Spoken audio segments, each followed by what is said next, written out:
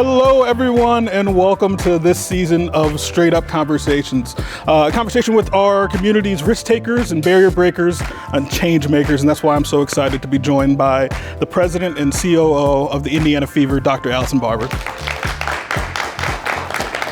So, Allison, you're not originally from Indianapolis, right? Correct. So can you tell us a little bit more about where you're from and how that shaped who you are today? I'm from Northwest Indiana. I was born in Gary, Indiana.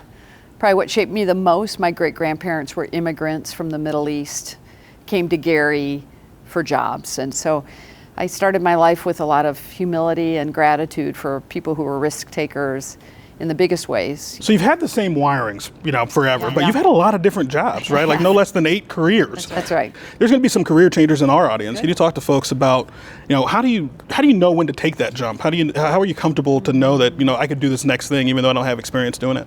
Sometime, I'm in my 8th career. I started off as a first grade school teacher in Northwest Indiana, then moved into marketing for the American Red Cross, then public relations for the Red Cross, then advertising, and then worked in the White House and the Pentagon for 7.5 years, and then adjunct professor, then chancellor WGU, and now president of the Fever. So those are a lot of careers, but all of this to say, sometimes you know when you're ready, and because you get to a point where you're static, you just don't have that drive anymore for your job. Doesn't mean you don't work hard. You're still passionate about your mission. Right. So that's a pretty good internal signal to say it might be time for the next challenge. What do you think is similar across the jobs that you've had? If people take time to think about what skills you develop in each job and each opportunity, you'll see a constant thread around the skills that you build. When I worked at the Red Cross, I worked in tissue services. So people that donate organs or tissue at the time of death. I found myself dealing with families who are going through this terrible time of grief and hope at the same time. Would I know that years later, my job at the Pentagon after 9/11 would be to work with the families, to meet with them the day after the plane crashed into our building? You can't script that, but those are the competencies that transcend each job. That's critical. I want to go back to your time in the Pentagon. Sure. So you May 2001. How do you get to that job, taking the job as a communications professional in the Pentagon? My husband and I were in a military change. I quit my job.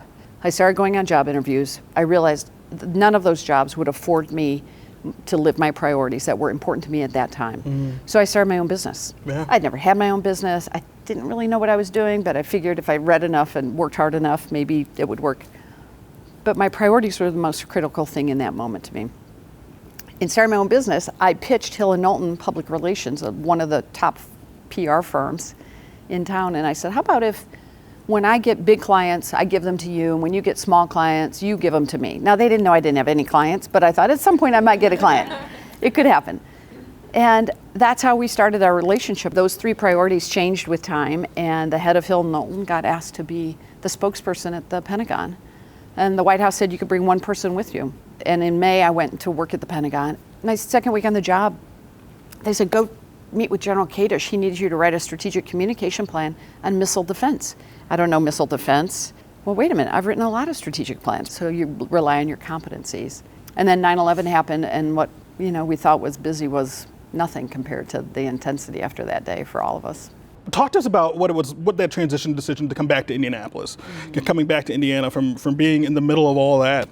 Well, my husband and I knew that we would eventually come back to Indiana. So that was 2010, and we've loved it. Weren't sure, when you live in DC for 20 years, there's so much happening there.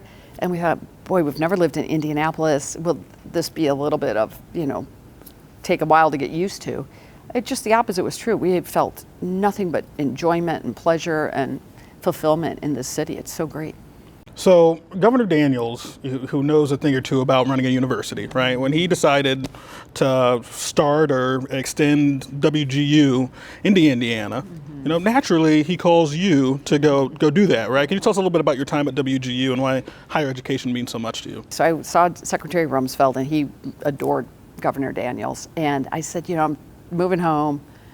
Do you have any advice about how I could pursue helping out the governor and help my state? And he said, why don't you draft a letter and give it to me, and I'll improve it. So I drafted a letter to Mitch, Gave it to him. He improved it. He sent it to Mitch. Next thing you know, I get an invitation from the governor to come to Indy and meet with his chief of staff. Wow. That lesson was really important to me because I think oftentimes we think we've got to do it on our own. We're smart, we're hard workers, we don't want to rely on other people. If we ask other people to help, it might make us look weak or incapable. So that was a good lesson for me to learn at that time, to say, no, it's okay, use your network, let people help you, and this is what you love about Indiana. I would meet with you and you'd say, oh, Allison, you should talk to this person and the next person, and that's how we do things That's here. right. And now, over 10,000 graduates in our state still living here.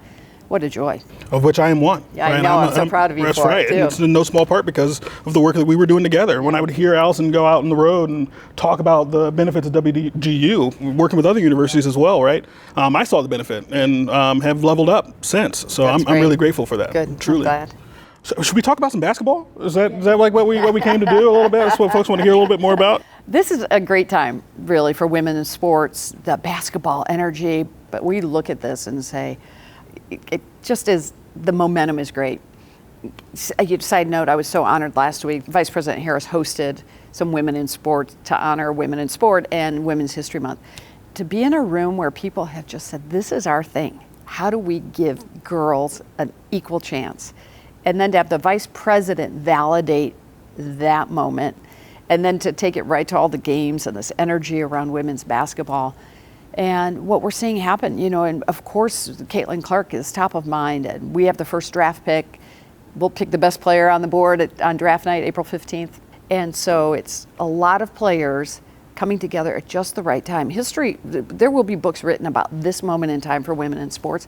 No one has ever seen it before on the men or women's side, coming together in this way. And I'm excited about it. What does it mean for the franchise to, for the second year in a row, when we tip off the WNBA season, the first pick is going to start in a Fever jersey? What does that mean to the franchise, and what's this opportunity look like for you all? We've been putting these pieces in place for I've been here 5 years, so that last year we were ready to welcome and accept an Aaliyah Boston, and this year we'll be ready to welcome the next first pick. We've made some more changes in our locker room in the off season and brought on Katie Lou Samuelson, and we're thrilled to have her. But you might see that our GM is looking at that of saying, how do we bring the right veteran talent to complement our, players that we've had for a few years that were still rookie contract, and then really bring in the final pieces of this new draft class. And I think that's the puzzle that we're building, and it's making a beautiful picture. It's going to be great. We're really looking forward to this season. Thank you. So we want to transition at this time to audience questions. What questions do you all have for Allison Barber? Dr. Barber, this year, #1 draft pick, how can the community get involved in the excitement? We want everybody in the community to come to Gainbridge Fieldhouse on April 15th. We're going to have a party of all parties to celebrate the #1 draft pick. Come on down to the Fieldhouse out on the plaza at 5:30, April 15th. Then we'll move inside to actually watch the draft and celebrate the #1 pick coming to Indiana. What steps do you recommend a professional take to develop a network? In my belief, the reason you build a network is so you can help other people, not yourself. What I also do is I look at every conference that's being held, and if I don't know at least one person on the panel or the moderator, I go to that event. Because what that teaches me is I don't know enough about that industry to know who the leaders are in that industry, because they would be on the panel. And then when I get a meeting with someone, I always go to their office. I don't have them come to my office, because I can learn about that person. The minute I walk into that office, I can see that they have dogs or grandkids, or they went to IU, and I'll follow up with some kind of a gift or something that makes sense to make that a meaningful relationship. Now we're here, and the viewership is there, and everybody is super excited to come see the Fever play. What goes into preparing the Fever ladies for what is going to be, a huge attendance and audience, just readiness and preparation for that? Anytime you have a big challenge and opportunity, I find it helpful to write a what-if list. So I have a what-if list. What if this doesn't go well? What if we don't sell tickets? What if we don't have viewers? What if the ball doesn't go through the hoop? So it's easy to prepare for the success. So I think as a leader, your best energy and effort sometimes is really focused on preparing for the what if it doesn't work. Because that is really that's where the leadership and your grit and your discipline will be demonstrated. Having success is not surprising. You've worked hard at that. What's surprising is when something doesn't go the way you need it to go, and then how do you adjust and adapt to that? You've got to be ready for that as a leader, so we are. With that, I want to say thank you to everyone for joining us for this conversation. Thank you so much to Allison Barber, and special thank you to Uncle Nearest for sponsoring this conversation today. Uncle Nearest is the most awarded American bourbon and whiskey over the last 5 years. Nearest Green is their namesake, who was the first known African-American distiller in America. Fantastic black-owned company. We're excited to have their support this year. And with that, we'd like to say a special thank you to Commission Row, right here at the corner of Delaware and Virginia. An excellent spot if you haven't been here yet. And we also want to say thank you to our friends at Innovative for their help in putting this shoot together. Cheers. Cheers. Go Fever.